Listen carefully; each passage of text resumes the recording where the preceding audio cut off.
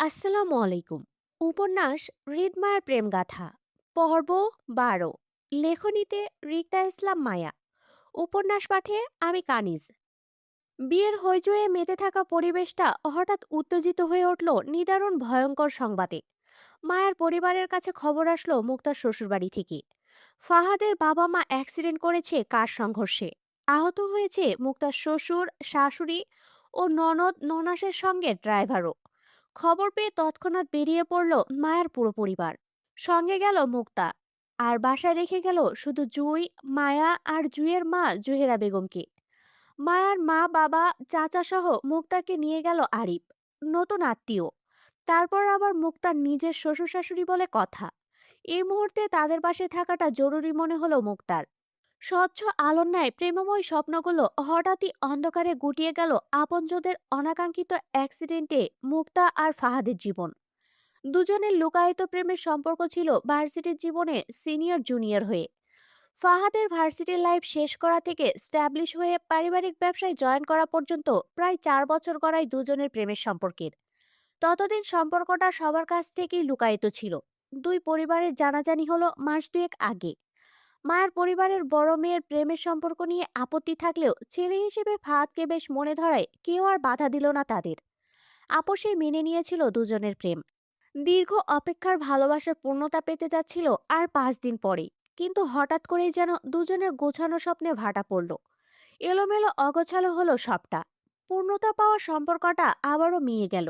ফাহাদের পরিবারের সঙ্গে ঘটে যাওয়া অপ্রত্যাশিত ঘটনার জন্য আবারও সবকিছু পিছালো। ৫ দিন পর হওয়া বিয়েটা ঘুরিয়ে ফিরিয়ে আবারও ১.৫ মাস পরে ঠিক করলো পরিবারের লোকজন। এমন পরিস্থিতিতে কারো কাছেই বিয়েটা ঠিক মনে হলো না তাই। মুক্তা বা ফাহাদ দুজনেই নীরবে মেনে নিল বড়দের সিদ্ধান্ত। কারো কোনো আপত্তি রইল না কোনো কিছুতে। দুজনের একই কথা, পরিবার আর ভালোবাসার মানুষগুলো পাশে থাকলেই হলো তাদের। বাকি যে কোনো পরিস্থিতি সামলে নিবে দুজন। কিন্তু মায়ার খুশি খুশি ফেসটা যেন হঠাৎই মুচড়ে গেল মুক্তার বিয়েটা পিছিয়ে যাওয়াতে। দুঃখে বেশ করে হাই হতাশা করলো ফাহাদের পরিবারের জন্য। তারপর নিজের অবুঝ মনকে বোঝালো বিপদে শক্ত থাকতে হবে বলে। মায়ের দুঃখ আর হতাশার গোটা একটি দিন চলল। তার পরদিনই সব ঠিক হয়ে গেল যখন শুনল ফাহাদের বাবা মা এখন ঠিক আছে, সুস্থ আছে। তাদের ২ দিন পরেই হসপিটাল থেকে রিলিজ করে দিবে বাসায়। এর জন্য মায়ার মা, বাবা আর চাচাকে বাড়িতে পাঠিয়ে দেয় আরিফ। মুক্তাকে নিয়ে সে হসপিটালে থেকে যায় ফাহাদের পরিবারের পাশে, বড় ভাইয়ের দায়িত্ব পালনের জন্য। তবে মায়া পরিবার বাড়িতে আসলো আরো ১ দিন পর। মায়া তখন বাড়ির চত্বরে। যেহেতু মুক্তার বিয়েটা পিছিয়ে দেওয়া হয়েছে, সেজন্য তাদের কালই চট্টগ্রামে চলে যেতে হবে বলে জানালো বাবা শরীফুল ইসলাম। মায়ের স্বস্তির থাকা ফেসটা মুহূর্তে চুপসে যায় আবারও। প্রিয় শহর ছেড়ে অপ্রিয় শহরে চলে যেতে হবে শুনে। মায়ের ইচ্ছে ছিল বাবাকে বলবে সে আর জীবনেও চট্টগ্রামে পড়তে যাবে না। চট্টগ্রামের মানুষ ভালো না। মায়ের একদম পছন্দ না চট্টগ্রামের মানুষজন, বিশেষ করে সাদা পাঞ্জাবি পরা গম্ভীর মুখর লোকজন। এরা সাদা পাঞ্জাবি পরলেও তাদের ভেতরটা একদমই কালো কালো। সেজন্য মায়া আর চট্টগ্রামে পড়তে যাবে না। মায়াকে পড়াতে হলে সে নিজ এলাকায় আশুগঞ্জে কোথাও পড়বে, নয়তো লেখাপড়াই করবে না। তাছাড়া মায়া এত পড়াশোনা করেও বা কি করবে? জীবনে একটা সরকারি চাকরি তো পাবেই না। উল্টো জীবনের এত বছর পড়াশোনা করে লসে যাবে। এর থেকে ভালো মায়ের হারিয়ে যাওয়া জামাইকে খুঁজে ওকে বিয়ে দিয়ে দিই। মায়া কি না করবে নাকি? এমনিই তো রাজি হয়ে যেত। শুধু শুধু টেনে টুনে মায়াকে এত পড়াশোনা করানোর কি দরকার? তাছাড়া মায়া চট্টগ্রামে পড়তে যাবে না বলে ঘোর অনশন করার ইচ্ছে ছিল পরিবারের বিরুদ্ধে। কিন্তু তার হলো কই? পরিবারের বর্তমান পরিস্থিতি দেখেই চুপ করে গেল। এই দুঃখের সময় মায়া আর নতুন করে ঝামেলা বাড়াতে চাইল না বলেই চুপ করে গেল। এমনি মুক্তার বিয়ে নিয়ে টেনশনের মধ্যে আছে সবাই। মায়া আর টেনশন দিতে চায়নি বলে আপোষে রাজি হয়ে গেল চট্টগ্রামে চলে যাবে বলে। কিন্তু যাওয়ার আগে মায়া একবার নিজের অজানা স্বামীর খোঁজ করতে চায় বলেই পরদিন নিজের বান্ধবী সুমিদের বাড়ি যাওয়ার নাম করে আবারও ৫ বান্ধবী একত্রে বাড়ি জমালো নরসিংদী জেলায় সুমনদের বাড়ি হাফেজ সাহেবের খোঁজ করতে। কিন্তু সেই যাত্রায় গিয়েও হাফেজ সাহেবের দেখা হয় না। তবে সুমন ছিল বাসায়। আবারও সুমনের সাথে দেখা হলো সবার। মায়াদের বাসায় বসতে দিল। সেখানেই জুই সুমনের কাছে জানতে চাইলো হাফেজ সাহেবের নাম্বার বন্ধ কেন, তিনি কোথায় আছেন। সুমন বিনীত সহিত জানালো বাবা হাফেজ সাহেবের ফোন চুরি হয়ে যাওয়ার বিষয়টি। সবটা শুনে হতাশ বুক ভারী হলো মায়ার। ভাগ্য মায়ার সহায় নয়। আজ পর্যন্ত যতবার মায়া নিজের অজানা স্বামীর খোঁজ করতে গিয়েছে, ঠিক ততবারই খালি হাতে ফিরেছে শূন্য হয়ে। আজও অজানা স্বামী অবধি পৌঁছাবার কোনো রাস্তাই খুঁজে পাচ্ছে না মায়া। আর কিভাবে স্বামীর খোঁজ করবে তাও বুঝতে পারছে না। শেষ আশা ছিল হাফেজ সাহেব, কিন্তু ওনার সাথেও যোগাযোগ করা যাচ্ছে না। আবারও যেন নতুন করে অন্ধকার ছেয়ে গেল মায়ার আশা জুড়ে। হতাশায় মায়া শেষ ভরসা হিসেবে সুমনের নাম্বারটাই সঙ্গে করে নিয়ে আসলো। যেহেতু হাফেজ সাহেবের নাম্বারে আর ফোন করা যাবে না, তাই সুমনের নাম্বারটা নিয়ে আসলো এই ভেবে হয়তো সুমনের মাধ্যমেই হাফেজ সাহেবের সঙ্গে মায়া যোগাযোগ করতে পারবে। বুক ভরা হতাশা নিয়ে যখন মায়ের পঞ্চবান্ধবী সুমনদের বাড়ি ছাড়লো, রাস্তায় আসলো, তখনই জুইয়ের মার বাটন ফোনে কল আসলো আরিফের।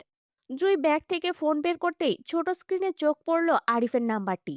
হালকা ঘাবড়ে যাওয়ার মতন করে জুই তৎক্ষণাৎ চোখ ঘোরালো মায়ের দিকে। আরিফ হঠাৎ এই নাম্বারে কল করেছে, তার মানে আরিফ জানে জুই মায়া বাসায় নেই। এবং জুইয়ের আম্মুর ফোনটা যে ওদের কাছে আছে এটাও বাসায় ফোন করে হয়তো শিওর হয়েছে। কিন্তু ওরা যে বান্ধবীর বাড়ির নাম করে নরসিংদী এসে বসে আছে সেটা তো আর কেউ জানে না।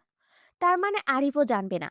জুই অনেকটা ভয়ে ভয়ে মাটির রাস্তার এক পাশে দাঁড়িয়ে রিসিভার বাটন চেপে ফোনটা কানে তুলতেই ফোনের ওপাশ থেকে আরিফের শাসিত গলা শোনা গেল তখনই। আরিফ কড়া গলায় বলল, এই তোরা কোথায় আছিস? ঘাবড়ে যাওয়ার মতো করে জুই তাকালো মায়ের ভয়ার্ত মুখের দিকে। ধরা পড়ে যাওয়ার ভয়ে ঘাবড়ে গিয়ে আসতে বলল, এই তো ভাই আছি সুমিদের বাসায়। কেন, কিছু বলবে? ফোনের ওপাশ থেকে অনেকটা ধমকের স্বরে শুধালো আরিফ, ওখানে কেন গিয়েছিস? রাতে তোদের চট্টগ্রামে ফেরার কথা জানিস না? ব্যাগ প্যাক করেছিস?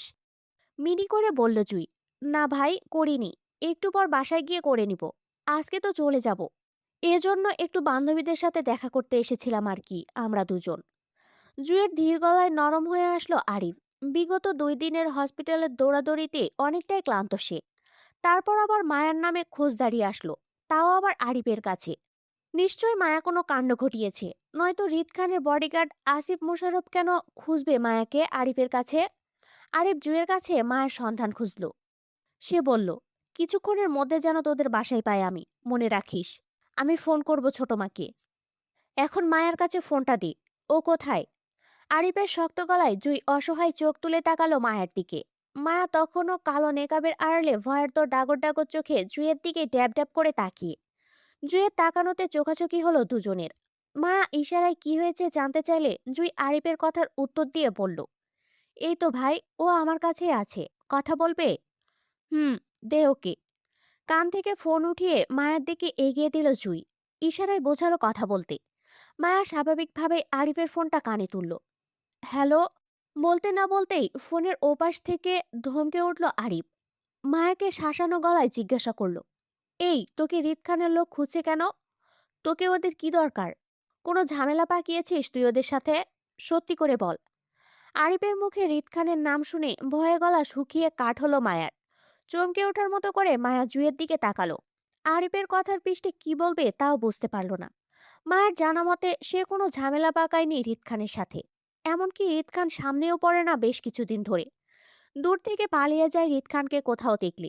মুখোমুখি হওয়া তো দূর। এবার কেন রিদ খানের লোক মায়াকে খুঁজছে আরিফের কাছে সেটা কিভাবে জানাবে? মায়া তো কিছু করেনি, সে নিষ্পাপ না। নিশ্চয়ই রিদ খান মায়াকে আবারও অপমান করতে আরিফের কাছে মিথ্যা নালিশ করতে চায় বলেই মায়ার খোঁজ করছে এ লোক। মায়া রিদ খানকে চিনবে না? এক নম্বরের অভদ্র আর বদমেজাজি অহংকারী লোক। মায়ের চিন্তাভাবনার মাঝেই ফোনের ওপাশ থেকে আবারও অধৈর্যে ধমকে উঠল আরিফ। ধ্যান ভাঙল মায়ার। আরিফ বলল, কি হলো বল। আসিফ ভাই আমাকে ফোন করে তোর নামে জিজ্ঞাসা করছিল কেন? তুই আমার কেমন বোন হোস? তোর নাম আসলেই রিক্তা ইসলাম মায়া কিনা? আমি ঠিকঠাক চিনি কিনা তোকে? তুই কোথায় পড়িস? হঠাৎ এত সব প্রশ্ন কেন করছিল আমাকে?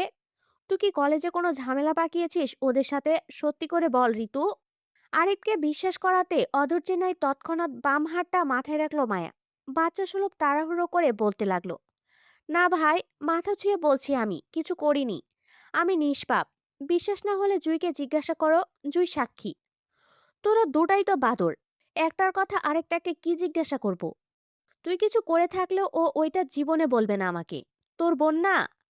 আরিফের কথা মায়ার যুক্তিযুক্ত মনে হলো। সত্যিই জুই কখনো মায়ের নামে নালিশ করে না কাউকে।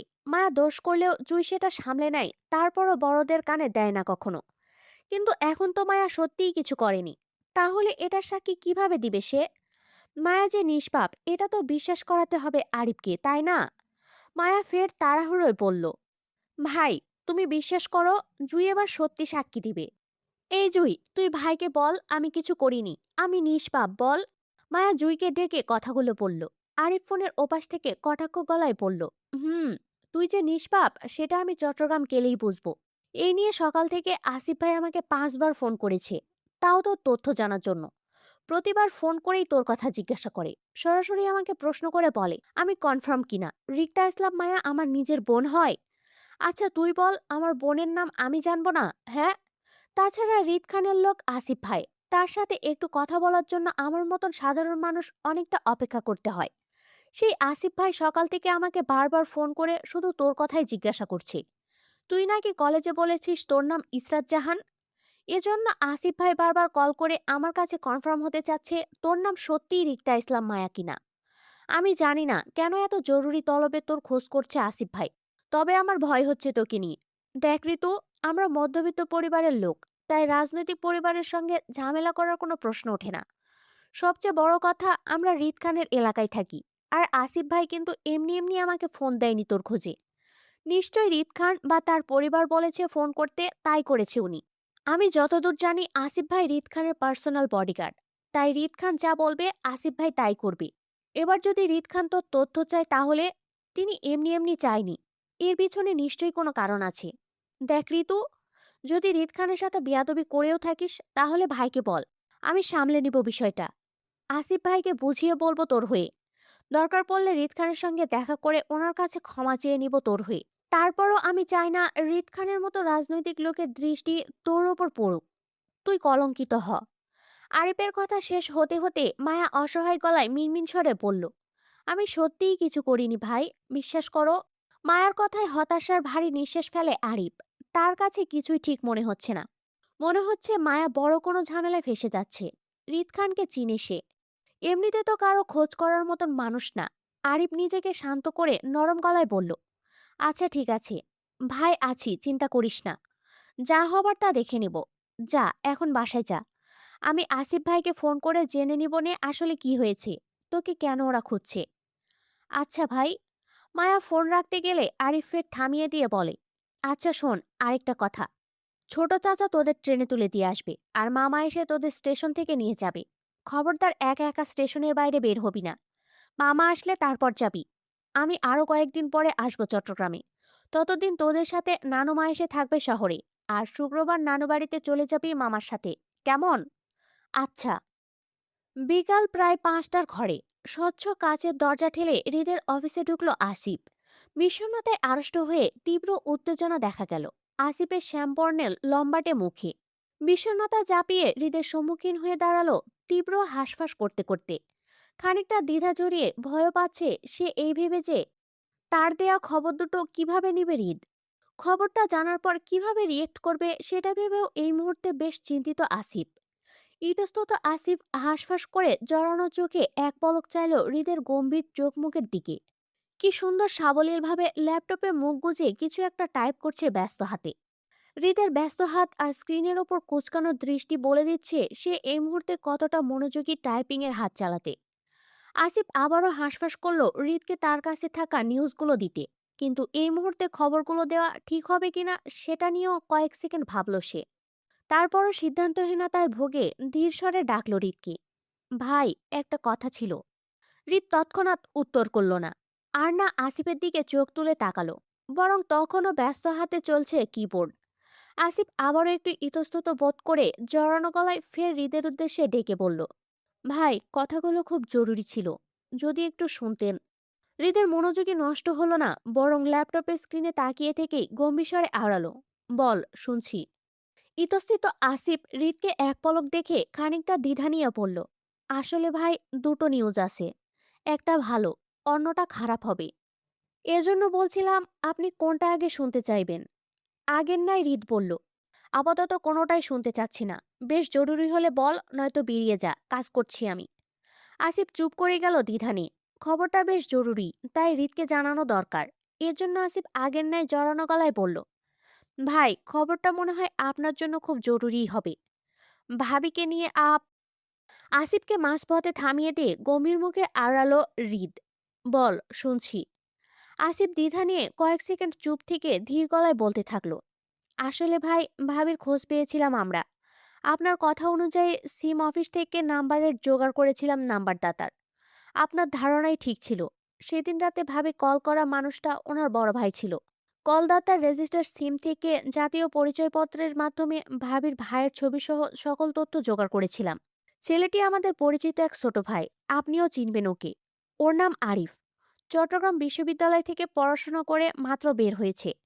ওর ছোট বোনের নামই রিক্তা ইসলাম মায়া, মানে আমাদের ভাবি। এই নিয়ে আমি সকাল থেকে বেশ কয়েকবার আরিফের সঙ্গে ফোনে কথা বলে শিওর হয়েছি ভাই। আপনি যাকে ইসরাত জাহান নামে চিনেন, উনি আমাদের ভাবি হয় ভাই। ভাবি আপনাকে নিজের নাম মিথ্যা বলেছিল সেদিন। এবার কেন বলেছিল সেটা ভাবি ভালো বলতে পারবে ভাই। তবে আমি আরো খোঁজ নিয়ে জানতে পারি, ভাবি আজ সকালে আপনার খোঁজে নরসিংদী গিয়েছিল ওনার 3 বান্ধবী সহ চাচাতো বোনকে নিয়ে। হাফিজ সাহেবের ছেলে সুমন আমাদের লোকদের জানিয়েছে সেটা। এর আগেও নাকি আপনার খোঁজে কিছুদিন আগে গিয়েছিল ওরা, কিন্তু প্রথমবার আপনার খোঁজ না পাওয়ায় ব্যর্থ হয়ে নাকি আজ দ্বিতীয়বারের মতো গিয়েছিল। কিন্তু প্রতিমধ্যে নাকি ভাবিদের আজ সকালেই অ্যাক্সিডেন্ট হয়। হাফিজ সাহেবের ছেলে সুমন নাকি সেখানেই ছিল। ও আমাদের লোকদের একটু আগে জানালো ভাবি সহ নাকি ওনার দুটো ফ্রেন্ড মারা যায় অন দ্য স্পট। আর বাকি দুজনের অবস্থাও নাকি বেশ ভালো না, হসপিটালে ভর্তি আছে আহত অবস্থায়। ভাবির পরিবারে এটা নিয়ে তোলপাড় চলছে। আমি আরিফকে একটু আগে ফোন করেছিলাম, ফোন ধরেনি। হয়তো ফোন তোলার পরিস্থিতিতে নেই। আমাদের ছেলেরা কিছুক্ষণ আগেই খবরটা দিল আমায়।